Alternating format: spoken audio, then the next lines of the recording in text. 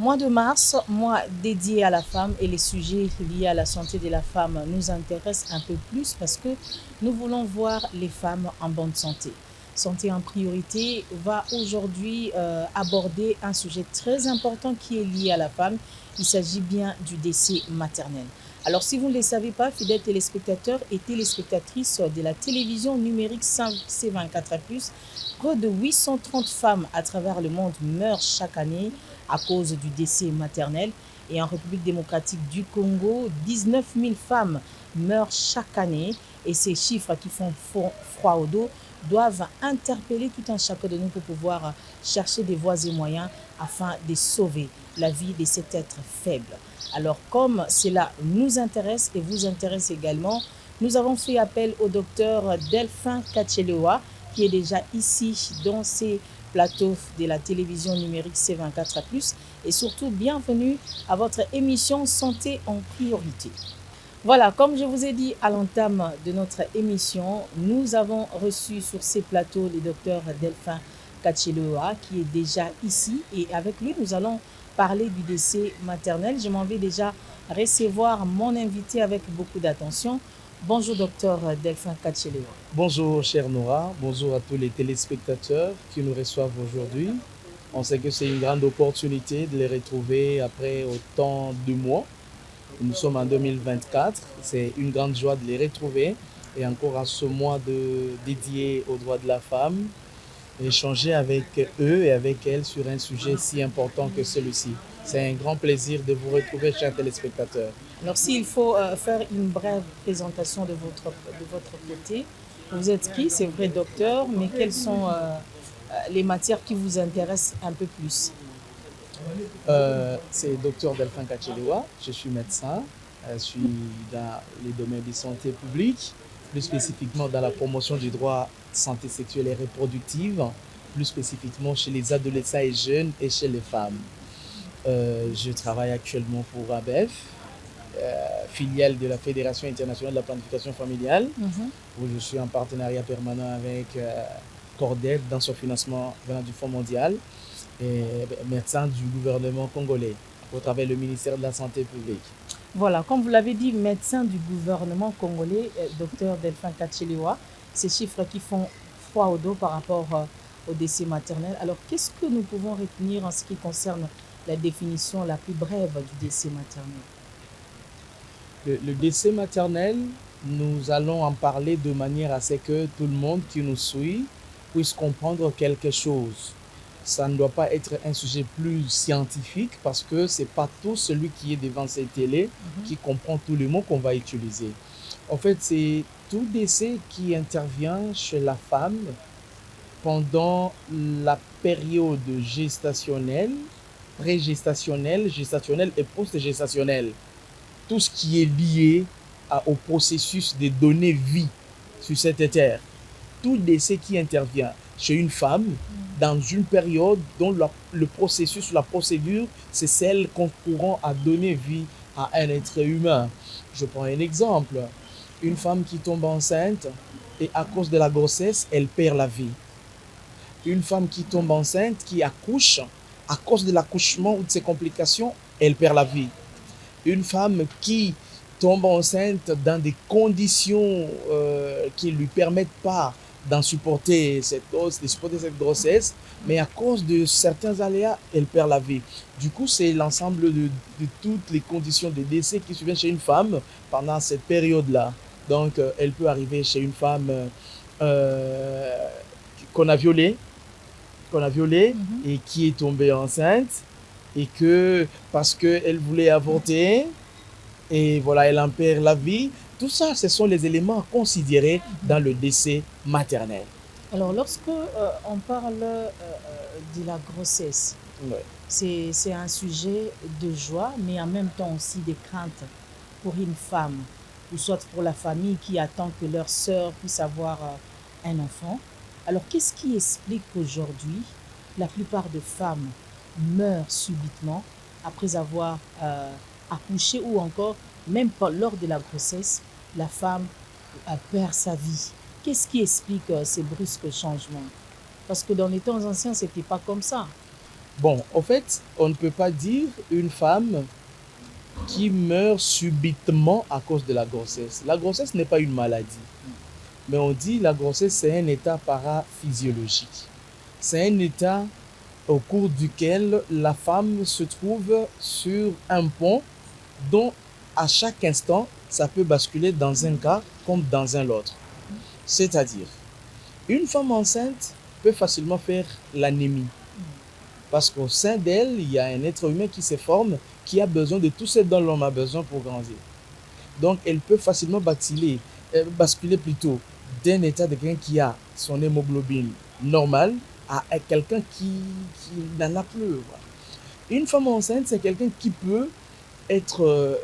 à un moment, elle est hydratée et à tout moment, elle peut tomber dans la déshydratation.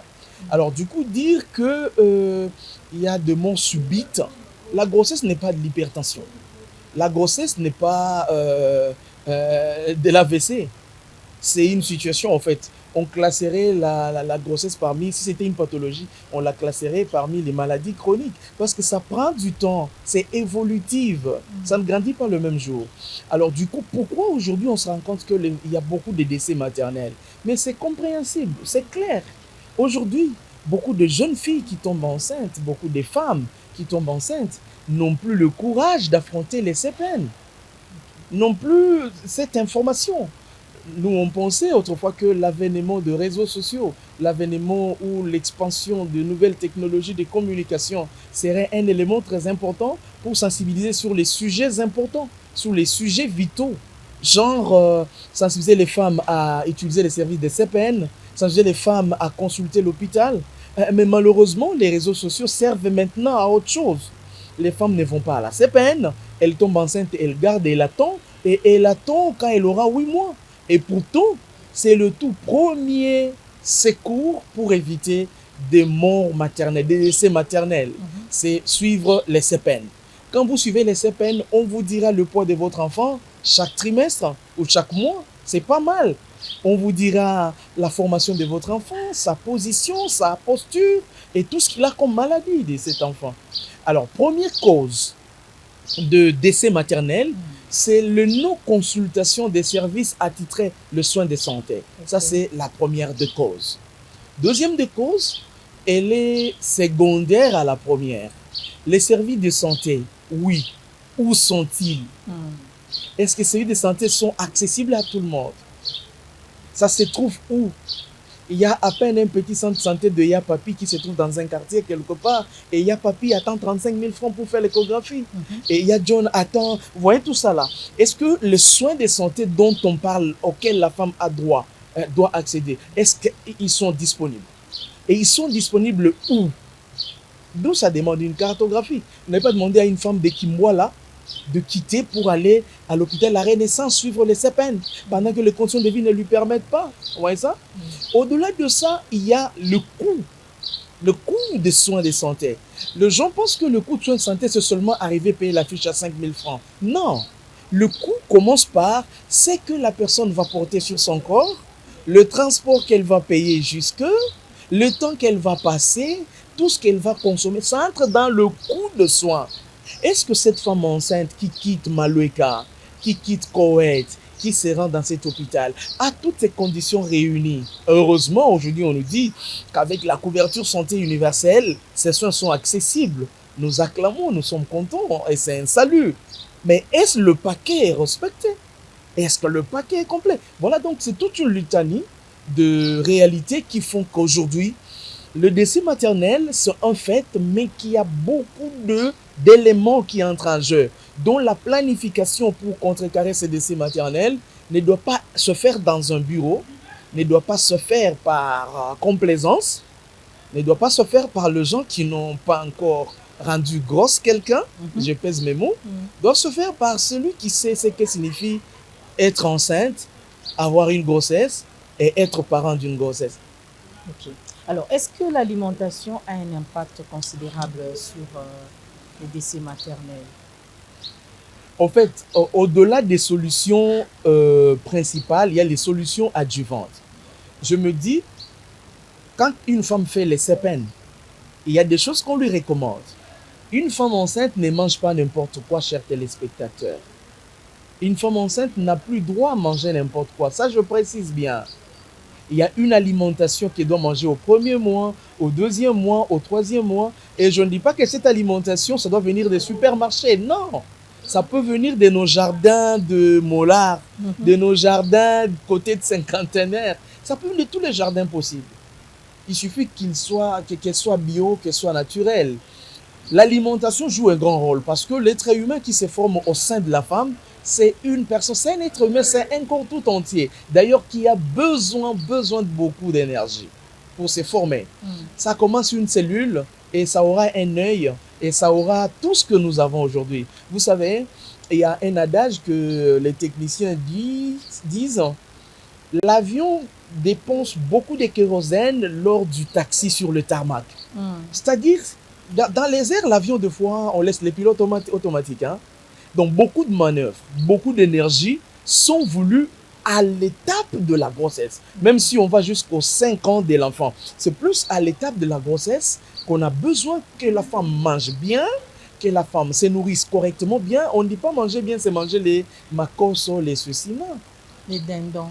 Les choses simples, les légumes, les fruits qui sont, on ne dit pas les pommes, les mangues, les ananas du Congo central, les bananes de Kwango, les bitekoutekou de Upen, les œufs produits sur place, les aliments très simples, bien calculés par le diététicien qui vous reçoivent aux séances de CPN.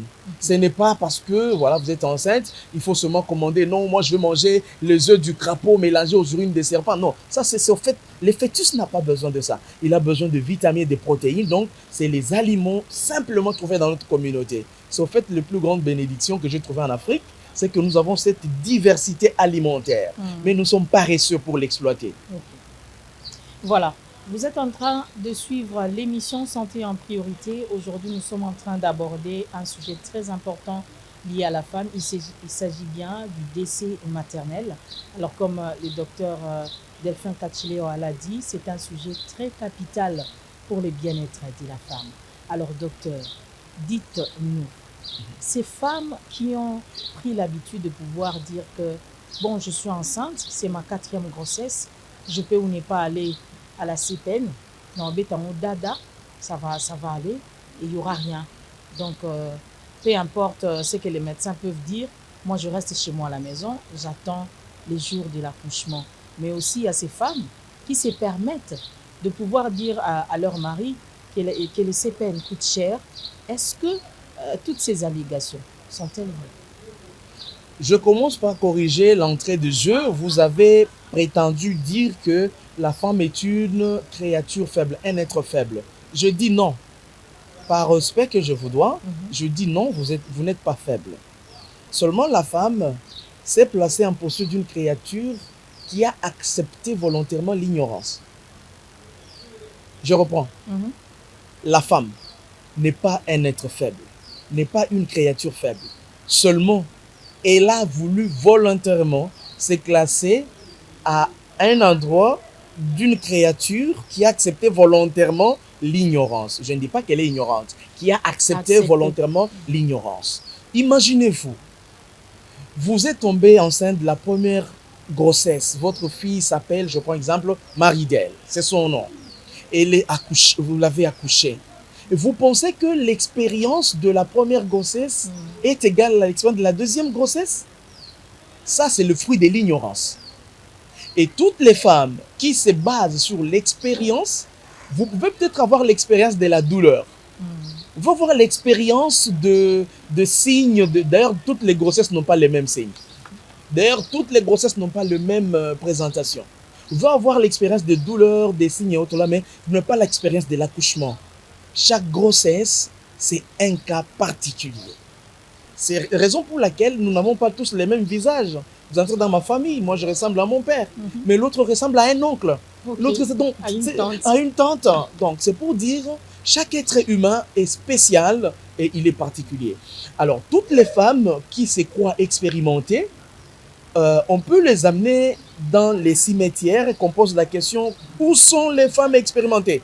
on verra beaucoup de tombeaux s'écraser, hein, parce que l'expérience a poussé beaucoup d'autres, en cette matière, a poussé beaucoup d'autres femmes à perdre la vie. Je sais, vous en êtes témoin, vous en avez beaucoup de témoignages. Il y a de ces femmes qui se disent, bon, écoute, je vais consulter le médecin plus tard. Je vous assure, de la même façon que vous vous levez le matin, chaque jour est tellement particulier, chaque jour est tellement spécial, même chaque grossesse, elle est particulière, donc à vous de la considérer ainsi. Pour ces femmes-là qui disent que ces peines sont payantes, sont chères, mais c'est faux et archi faux. Là, je vais sauver mes collègues, je vais sauver mes frères hommes.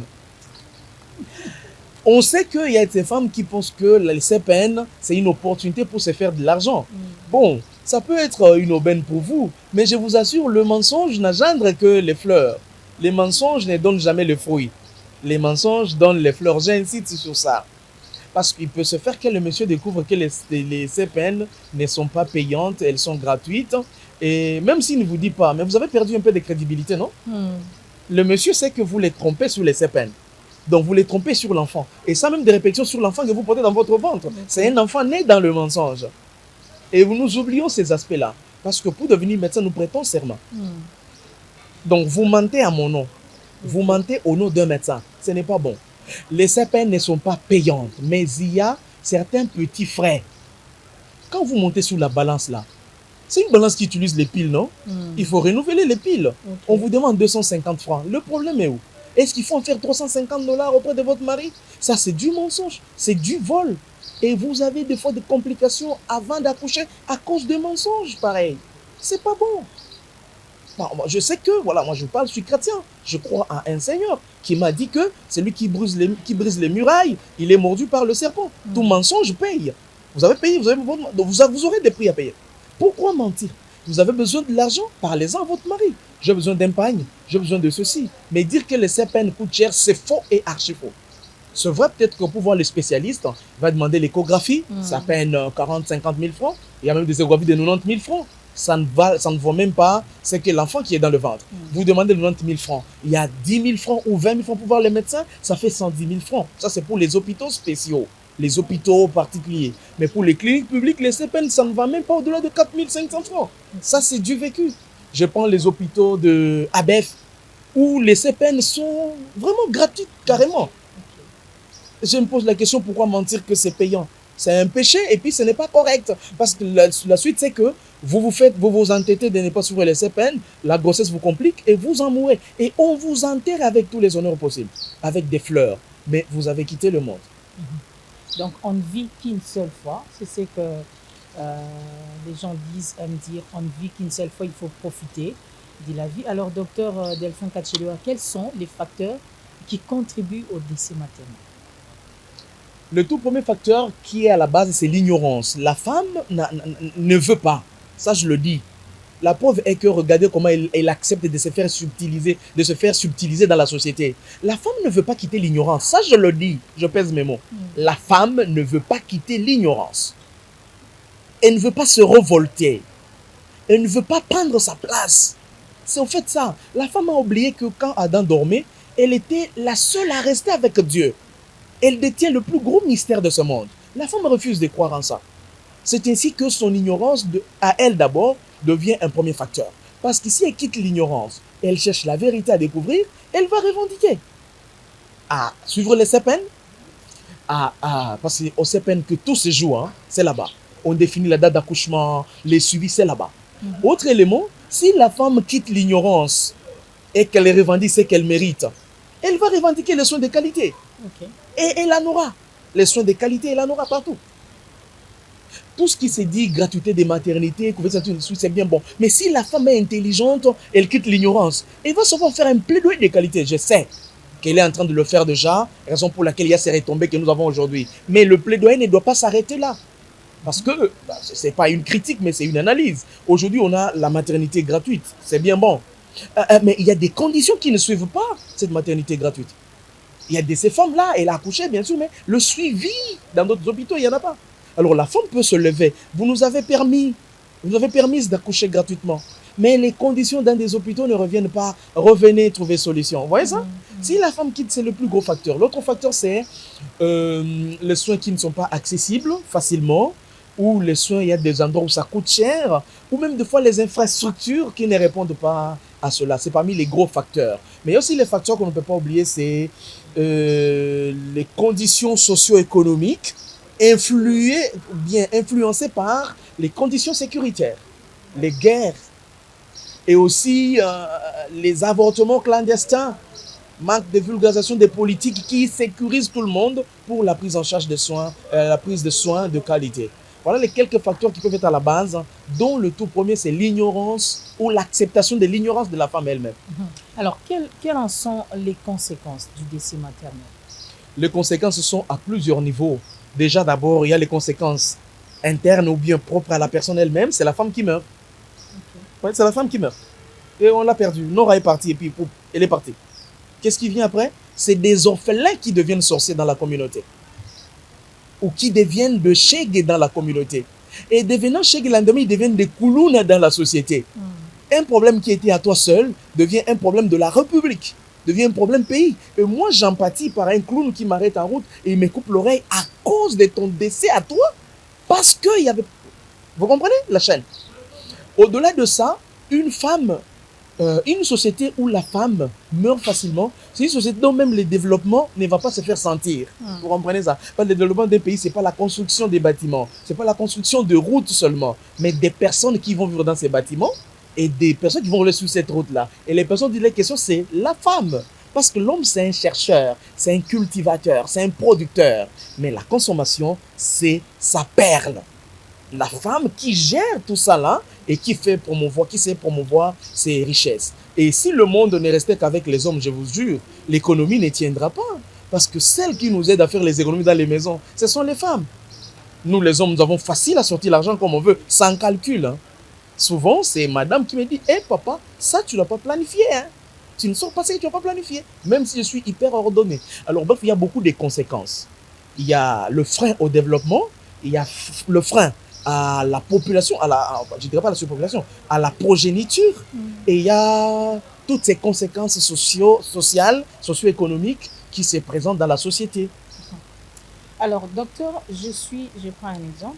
Ouais. Alors, docteur, je prends cet exemple plus précis. Je suis enceinte. Et tout bonnement, je vois les saignements de sang. Est-ce que cela aussi peut contribuer au décès maternel? Ouais.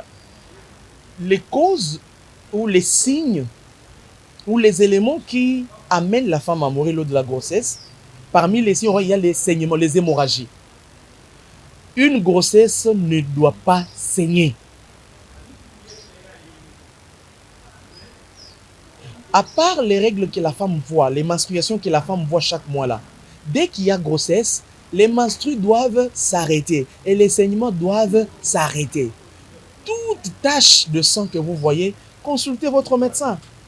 Parce que, à part les petites hémorragies de Ben-Kizer, qui sont les hémorragies d'implantation de l'œuf dans l'utérus, ça c'est passager, et puis c'est aux première période de la grossesse. Ça, on peut banaliser, mais, nous médecins, on peut banaliser, mais toute femme qui est enceinte et qui voit même un petit saignement doit rencontrer son médecin.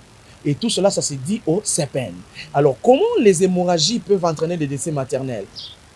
Quand il y a un avortement incomplet ou bien un décollement placentaire, il y a un avortement qui n'a pas abouti, la femme va continuer à saigner jusqu'à en mourir. Donc, il y aura et la grossesse qui est partie et la femme qui meurt. Vous voyez ça? Donc, les hémorragies, c'est parmi les facteurs qu'il faut beaucoup craindre, les signes qu'il faut beaucoup craindre. Il y a les fièvres. Les fièvres. C'est parmi les éléments qu'il faut beaucoup éviter. Une femme enceinte ne doit pas faire de fièvre. Moindre fièvre, elle doit consulter le médecin. Et il y a aussi les automédications. Beaucoup de femmes pensent que parce qu'elle était tombée enceinte de Patrick, et c'est la même grossesse. Non! Une femme enceinte ne doit rien prendre d'elle-même que ça ne soit conseillé par son gynécologue, son obstétricien. C'est parmi les facteurs qui favorisent le décès maternel, les automédications. les fièvres, les pathologies autour des grossesses, les fièvres, les grippes, autres, y compris les automédications et les hémorragies. Alors, docteur Delphin Kachilewa, est-ce qu'il y a-t-il des avancées significatives dans la lutte contre le décès maternel en République démocratique du Congo? Oui, il y a des avancées, je venais d'en parler. Il y a des avancées significatives par rapport à là d'où nous venons. Mais il y a encore un grand pas à faire par rapport à là où on s'attend. Là, on attend arriver. Je venais tout à l'heure de parler. Déjà, avoir les statistiques au niveau pays, c'est une avancée. C'est-à-dire, on a eu le temps de faire des recherches. On a eu le temps de faire des enquêtes. On a trouvé que, voilà, dans telle province, autant de femmes meurent, voilà. Ça paraît facile, hein. Vous savez, le jour que j'ai perdu ma mère du cancer de foie, à l'école, on nous parlait que le cancer de foie, ça représentait 1% de toutes les pathologies. 1%, c'est-à-dire 100 personnes à l'hôpital, il n'y avait qu'une seule personne qui pouvait faire le cancer de foie. Mais le jour où j'ai perdu ma mère du cancer de foie, j'ai compris que les 1% dont on parlait là, c'était les 100% de ma vie parce que j'ai perdu ma mère. C'est pourquoi quand on parle de décès maternel, ça paraît comme une histoire. C'est le jour que vous perdez votre femme bien-aimée. Le jour que vous perdez la personne à qui vous dites chérie, je t'aime. C'est ce jour-là que vous comprenez que les pourcentages qu'on donne là sont des chiffres. Dans la vie réelle, c'est toute une vie qui est partie. Alors, aujourd'hui, les avancées sont significatives dans le sens qu'il y a les statistiques qu'on a et ça nous donne les plans stratégiques des ripostes ou des mitigations de ce risque-là. Vous voyez?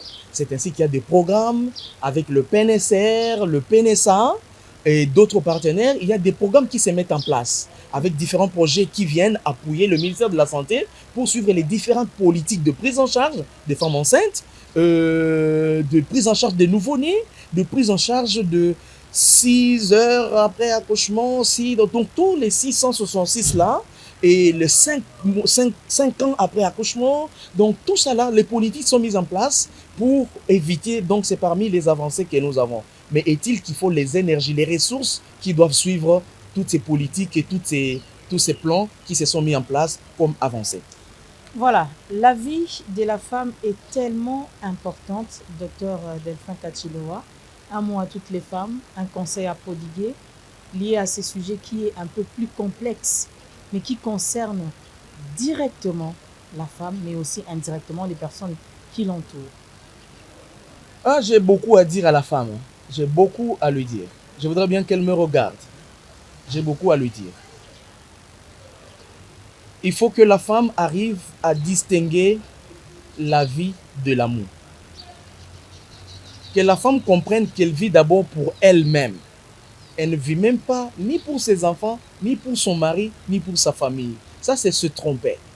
La preuve est que quand vous mourrez, tous ceux pour qui vous prétendiez vivre vont continuer à vivre. Donc la femme doit comprendre. Elle doit comprendre que elle est un être à part entière qui doit vivre pour elle-même, qui doit prendre soin d'elle-même avant que les autres ne viennent l'appuyer, qui doit revendiquer là où elle a droit et qui doit parler là où elle le mérite et elle doit le dire. Ça, c'est vraiment un truc, la première chose que je demande à la femme. Deuxième des choses, la femme doit cesser de vivre de la pitié de l'homme. L'homme que vous avez aujourd'hui dans votre vie, il ne vous a pas aimé par pitié. Il vous a aimé par conviction. Vous n'êtes pas un fruit de sa pitié. La femme doit comprendre ça. Je sais que ça vous touche. Vous devez refuser de vous faire aimer par pitié. Vous devez revendiquer ce qui vous revient. C'est là que même l'homme comprendra que vous méritez mieux. Quand il comprendra qu'il ne vous gère pas par rapport à votre pitié. Même pas la société ne doit pas vous gérer par pitié. Elle doit vous gérer parce que vous le méritez. Parce que vous êtes un être humain. Troisième des choses, prenez-vous au sérieux, les dames. Prenez-vous au sérieux.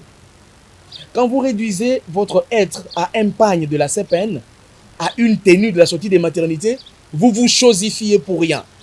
Moi, je compte sur vous, les femmes qui pouvez dire aujourd'hui, au-delà de mes seins, au-delà de mes organes génitaux, je suis un être humain qui peut tout comme l'homme.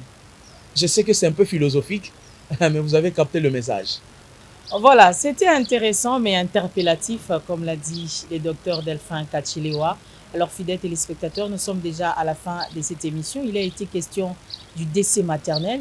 Ces chiffres qui font froid au dos nous ont poussé à pouvoir développer ces sujets en long et en large à travers cette émission Santé en priorité. Et si vous voulez, par exemple, entrer en contact avec le docteur Delphin Kachelewa, alors vous pouvez prendre les numéros qui s'affichent sur les bas de votre écran. Et là, je m'en vais dire merci au docteur Delphin Kachelewa. Merci, et surtout aux téléspectateurs qui nous ont donné leur temps, qu'ils prennent l'essentiel de ce qu'on a eu à dire, ce qui ne les intéresse pas, qu'ils mettent de côté pourvu que la société congolaise vive demain. Merci. Merci.